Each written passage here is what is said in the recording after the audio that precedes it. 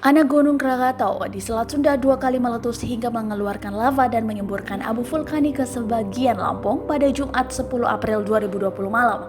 Namun, sekitar 2 jam berikutnya atau pada Sabtu 11 April 2020 dini hari, warga di wilayah Bogor, Jawa Barat dan sebagian Jakarta mendengar suara dentuman misterius. Saat dikonfirmasi baik pihak Badan Meteorologi, Klimatologi, dan Geofisika atau BMKG maupun Pusat Vulkanologi dan Mitigasi Bencana Geologi, Kementerian SDM, sebelum bisa memastikan asal dentuman tersebut.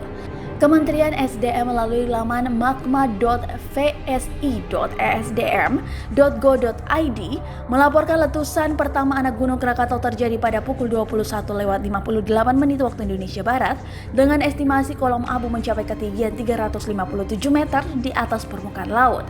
Sementara letusan kedua terjadi pada pukul 22.35 waktu Indonesia Barat dengan estimasi kolom abu mencapai ketinggian 657 meter atas permukaan laut. Anehnya, setelah letusan Gunung Anak Krakatau itu atau sekitar pukul 01.40 waktu Indonesia Barat hingga lebih pukul 3 waktu Indonesia Barat terdengar beberapa kali suara dentuman yang terdengar di wilayah Bogor, Jawa Barat hingga sebagian Jakarta. Sejumlah warganet di akun Twitter BNPB melaporkan mendengar dentuman aneh tersebut yang diduga berkaitan dengan meletusnya Gunung Anak Krakatau.